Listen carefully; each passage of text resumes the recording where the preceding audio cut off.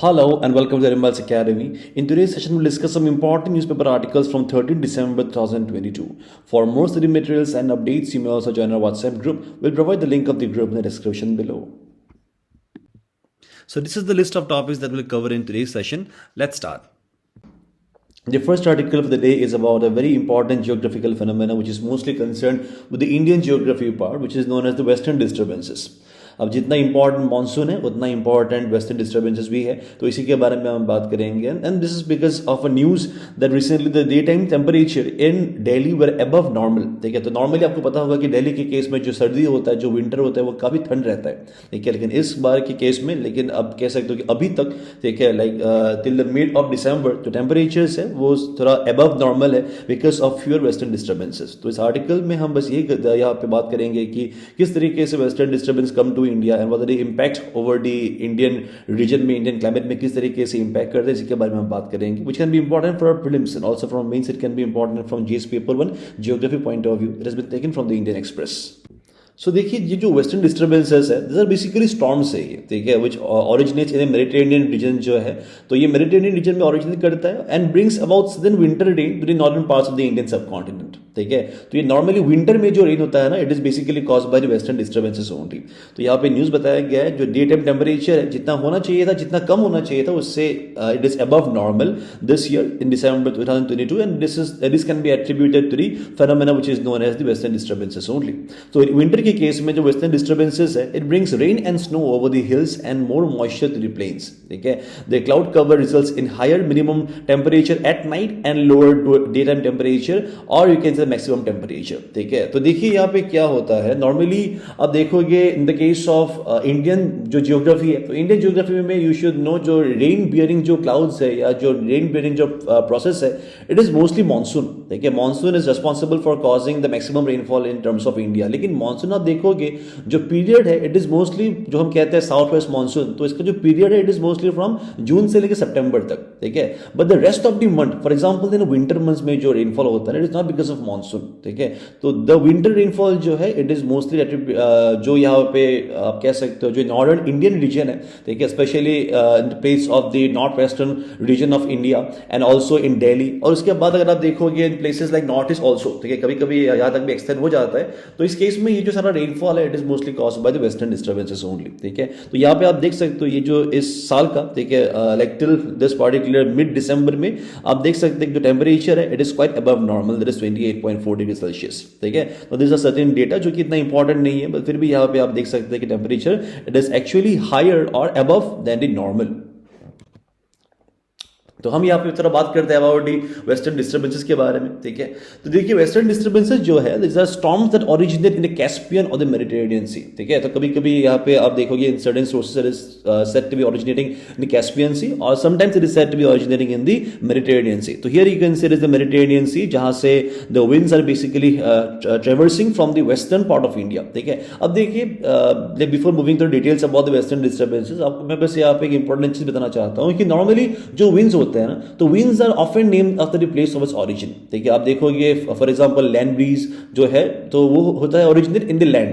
Sea breeze जो है वो सी से आता है. ठीक है, अगर हम बात करेंगे साउथ वेस्ट मानसून के बारे में, तो ये साउथ वेस्ट से आता है. अगर हम बात करेंगे ईस्टर्लीज के बारे में, वेस्टर्लीज के बारे में, ईस्टर्लीज आ जाता है ईस्टर्न साइड से, वेस्टर्लीज आ जाता है वेस्टर्न साइड से. तो विंड जो है वो कहां जा रहा है उसके बेसिस पर हम नाम नहीं देते हैं, वो कहां से आ रहा है ना उसके बेसिस पर हम नाम देते हैं. तो जैसे कि आप यहाँ पे देखिए इंडिया है, तो क्योंकि ये जो विंड है ये वेस्टर्न पार्ट ऑफ इंडिया से आ रहा है, इसीलिए हम इसे वेस्टर्न डिस्टर्बेंसेस कहते हैं. ठीक है, and bring non monsoonal rainfall. तो नॉर्मली जो रेनफॉल होता है वो तो मानसूनल रेनफॉल है which is basically taking place from June से लेकर सितंबर तक. लेकिन जो नॉन मानसूनल रेनफॉल है, it can be mostly attributed to the western disturbances according to the Indian meteorological department. तो ये जो डेफिनेशन है of western disturbances, this has been put forward by the IMD. ठीक है, तो ये जो वेस्टर्न डिस्टर्बेंसेस है, it is also labelled as an extra tropical storm originating in the Mediterranean, is an area of low pressure that brings sudden showers, snows and fog in north west India.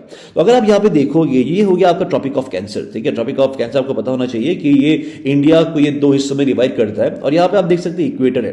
तो ये जो tropic of cancer है और यहाँ पे equator है, या आप कह सकते हो इसके भी नीचे जो ट्रॉपिक ऑफ कैप्रिकॉर्न है, तो ये रीजन में जितना भी सारा आप कह सकते हो कि स्टॉर्म्स वगैरह जो होता है ओरिजिनेट, उसे ट्रॉपिकल स्टॉर्म्स या ऐसे ट्रॉपिकल साइक्लोन्स कहा जाता है, ठीक है। लेकिन इस केस में आप देखोगे ये दिस पार्टिकुलर जो ये फेनोमेना है, it is taking place in the temperate region.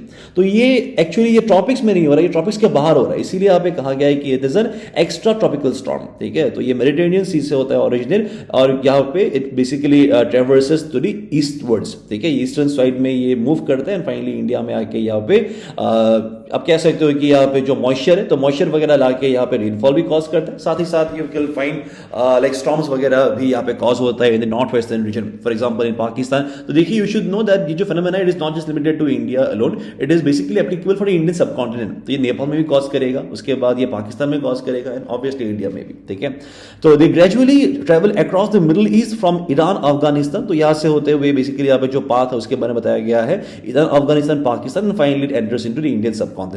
The disturbance जो है it means an area of disturb और reduce air pressure and equilibrium जो है exist in nature due to which the air in the region tries to normalise its pressure, ठीक है। तो ये जो डिस्टर्बेंसेस है, the disturbance basically travels from the western to the eastern direction, ठीक है। तो this thing is very important that winds you should know that the winds are often named after the place of its origin and as such because the winds are entering from the western side of India, इसीलिए इसे western disturbances कहा जाता है। South west जो monsoon है ये इस तरीके से एंटर करता है, ठीक है। ये नीचे से यहाँ पे एंटर करता है फ्रॉम आप कह सकते हो ये जो अफ्रीका का जो रीजन है, फॉर एग्जांपल यहाँ पे आपको जो आइलैंड वगैरह मिलेगा, तो इस तरीके से फॉर एग्जांपल मेडागास्कर, ठीक है। तो इस तरीके से क्योंकि ये मूव करता है तो इंडिया के लिए साउथ वेस्ट डायरेक्शन से आ रहा है ना, तो इसीलिए हम इसे साउथ वेस्ट मानसून कहते हैं, ठीक है।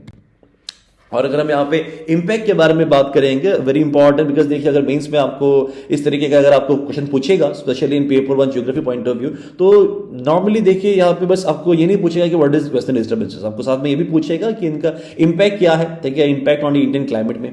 तो देखिए वेस्टर्न डिस्टर्बेंस जो है is associated with rainfall, snowfall and fog in northern India, ठीक है। तो snowfall, fog, this are basically phenomena which takes place in winter, ठीक है। नॉर्मली आप देखोगे जो मानसून कॉज होता है ना, मानसून में ये सारा फेनोमेना जहां पे आप देखोगे मानसून में रेनफॉल तो रहता है लेकिन लाइक स्नोफॉल एंड फॉग यहाँ पे नहीं रहता है। क्यों नहीं रहता है? बिकॉज टेम्परेचर ज्यादा रहता है in case of the summer season, ठीक है। जो मानसून विंड होते हैं they basically come to India in summer months and causes rainfall in those times only when this phenomena are not applicable. Western disturbances along with rainfall it also brings about snowfall and fog in northern India. So you should also know that it arrives with the rain and snow in Pakistan and northern India, ठीक है। तो जैसे कि मैंने कहा कि it is not just limited to India alone.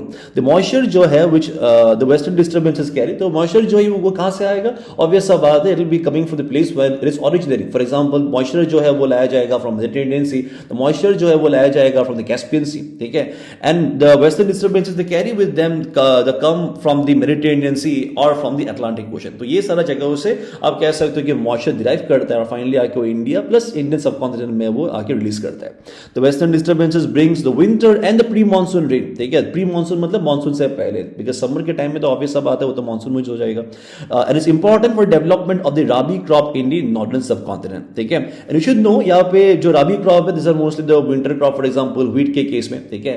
तो जो खरीफ क्रॉप है, खरीफ क्रॉप को हेल्प करता है मानसून रेनफॉल, और जो राबी क्रॉप से इनको हेल्प करता है this western disturbances.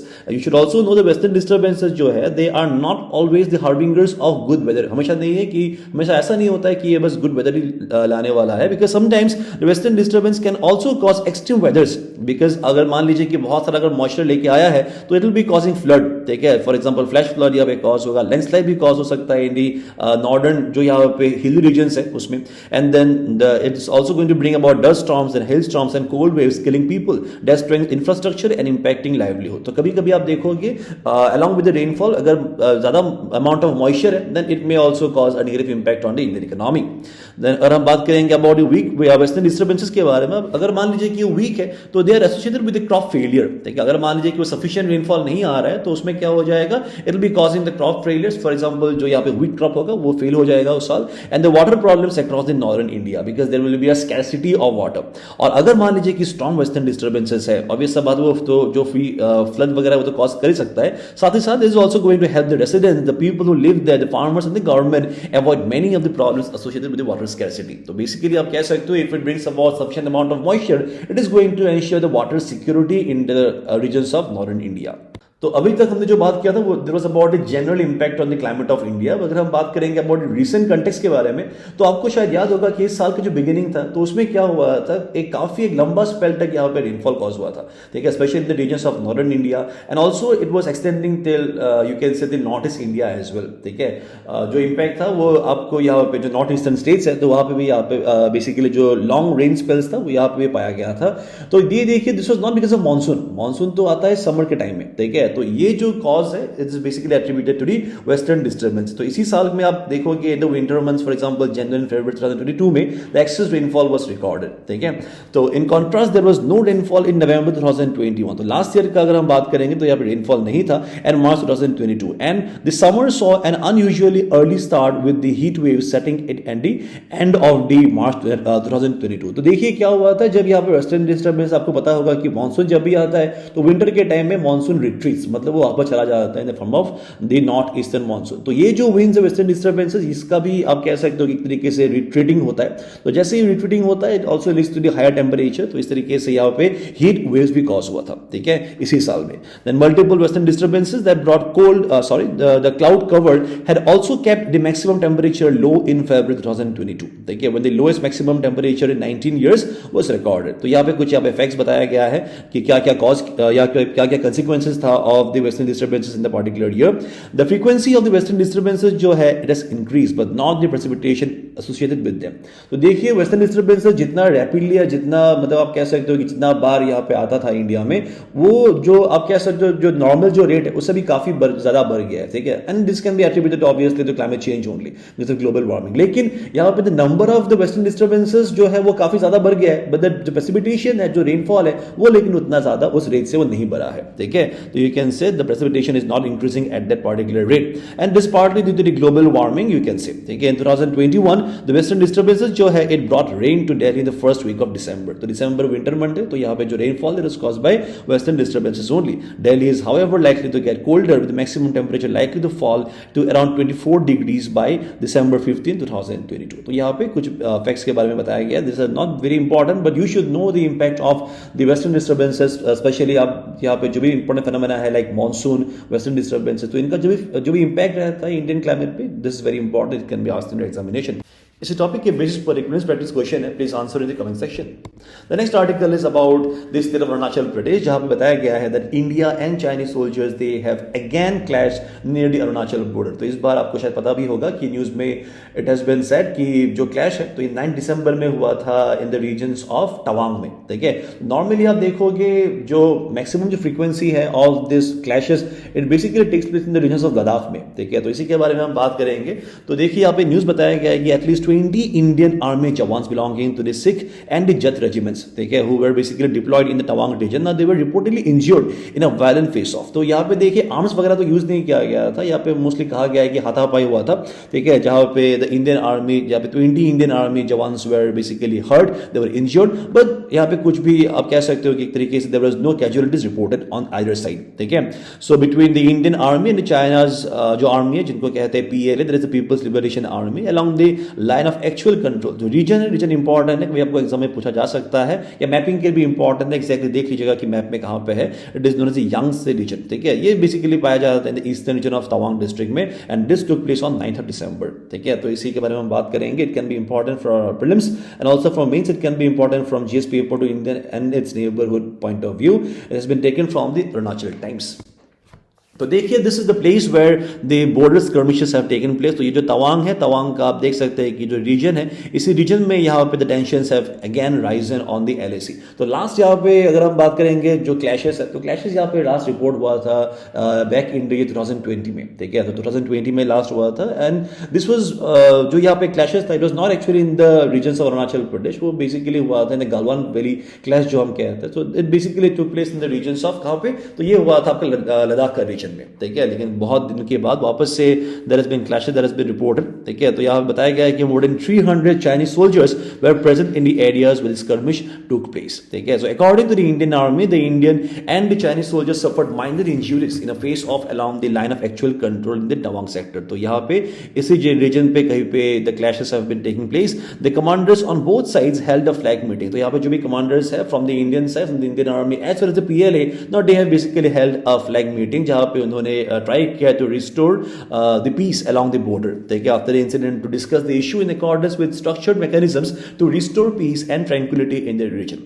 According to the army statement, there are areas of differing perception along the LAC. तो आपको पता ही होगा कि ऐसा because the line जो है जिसे मैकमोहन लाइन कहते हैं, there is not very well defined, ठीक है। और ऐसा होता है कि जो लाइन है मैकमोहन लाइन, वो इंडिया की तरफ से हम से बिलीव करते हैं it's a valid line, but China इसे अप्रूव नहीं करता है। तो इसीलिए there are certain regions in India which basically China claims as their own, specially the regions of Arunachal Pradesh, you can say, right. तो यहाँ पे बताया गया है कि there are areas of differing perception along the LAC in the Tawang areas when both the side patrol the area up to their claim lines, ठीक है।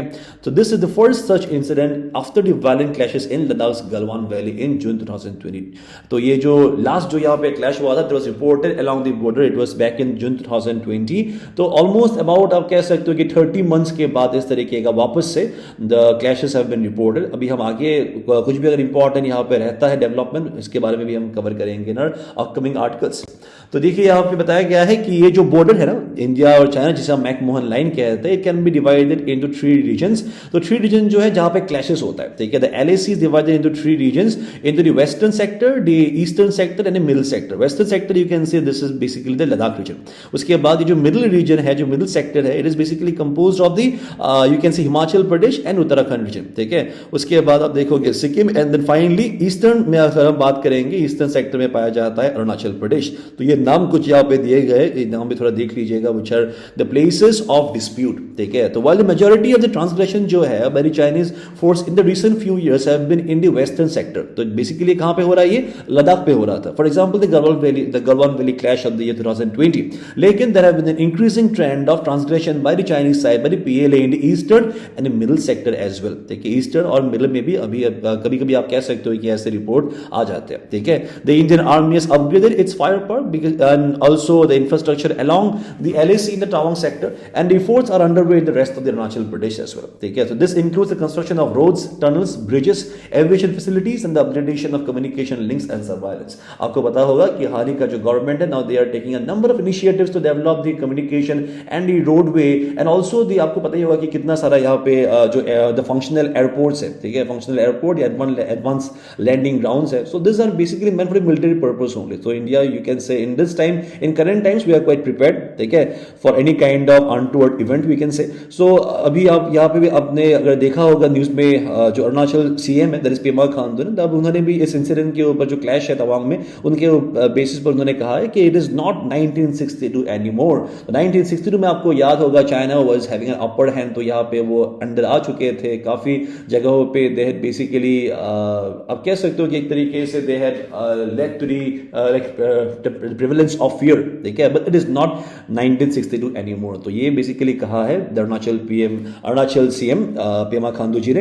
And also यहाँ पे just days after the December 9 इन जो ये incident है of the India China border clash, the PM Narendra Modi has also said that India cannot be suppressed under any circumstances.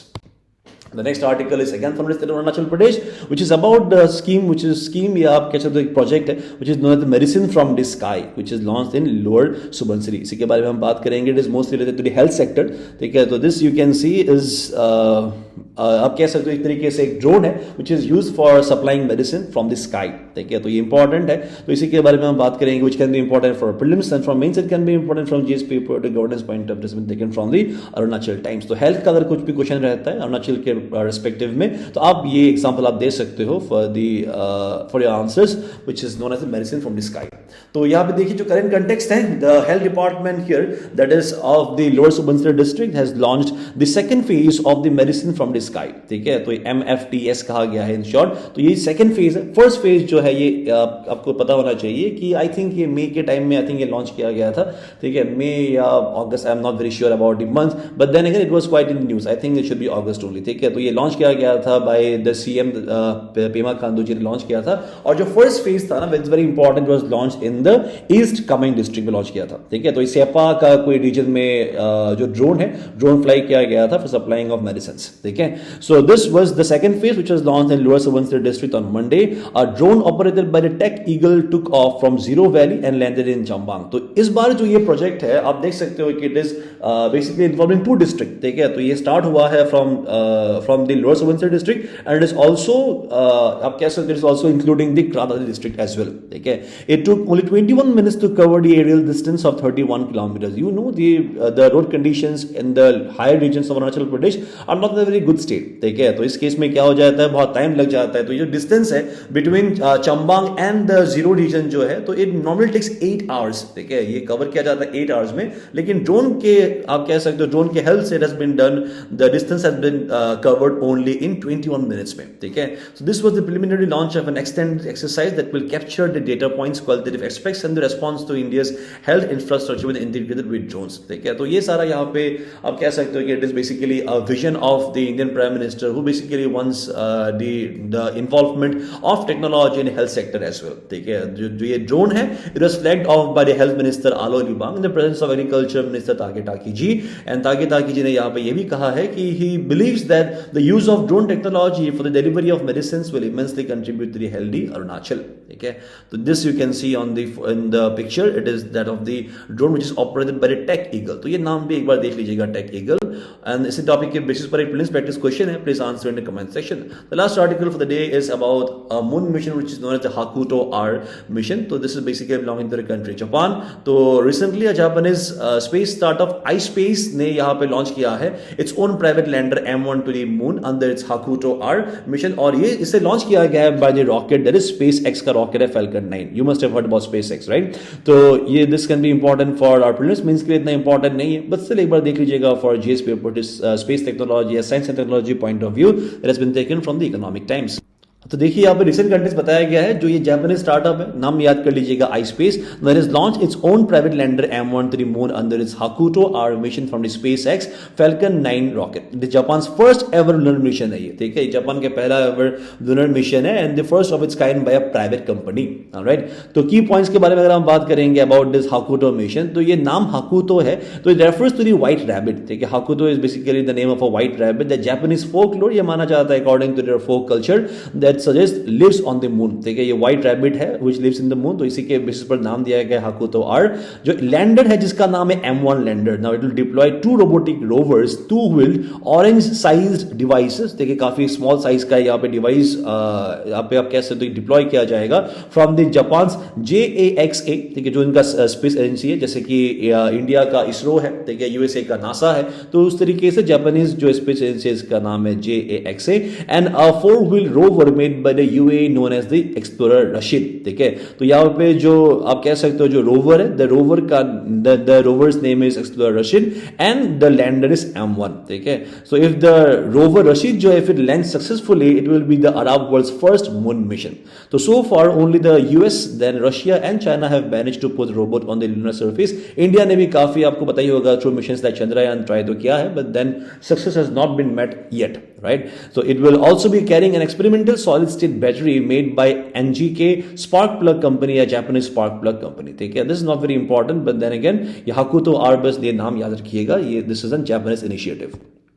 अगर हम objective के बारे में बात करेंगे, दिस जो ये मिशन है, जो प्रोजेक्ट है, it is aiming to search for water deposit before touching down its Atlas crater, ठीक है। जो एटलास क्रेटर है, you should know it is a prominent lunar impact crater that is located in the north eastern part of the moon, ठीक है। बताया गया है कि विच जो एटलास क्रेटर है, it lies in the north eastern section of the moon's near side and measures more than 87 kilometre. तो ये जो क्रेटर है, it measures for 87 kilometre across and just over 2 kilometre deep है ये। तो mission जब basically यहाँ पे जो क्रेटर है, इस क्रेटर में हमें यहाँ पे ये ट्राई करेंगे टू लुक फॉर वाटर. अगर वाटर प्रेजेंस है तो definitely will be able to intensify the study about moon, right. तो mission success would also represent the milestone in space cooperation between Japan and the US. ठीक है, तो आपको पता होना चाहिए this is basically an indication of the cooperation between Japan and the US at a time when China is becoming increasingly competitive and then rides on Russian rockets are no longer available in the wake of Russia's invasion of Ukraine. as I've already told you, जो यहाँ पे ride है, the ride has been provided by the SpaceX का जो Falcon 9 है, तो that is the particular rocket that has been used for this mission. So Japan has a contract with NASA to ferry payloads to the moon from 2020 to 2025 and is aiming to build a permanently staffed lunar colony by 2040. So this is basically a contract between Japan and NASA. इस topic के basis पर एक please practice question है, please answer in the comment section. This was the question that I asked in the previous video. Let's look at the answers. So, Willy, you should know what is the name of a cyclone, tropical cyclone of Australia. And Human Rights Day 2022 का जो इस बार का theme है is dignity, freedom, and justice for all. If we talk about the state which has organized or hosted the Himalayan Orange Festival of the current year, it is West Bengal.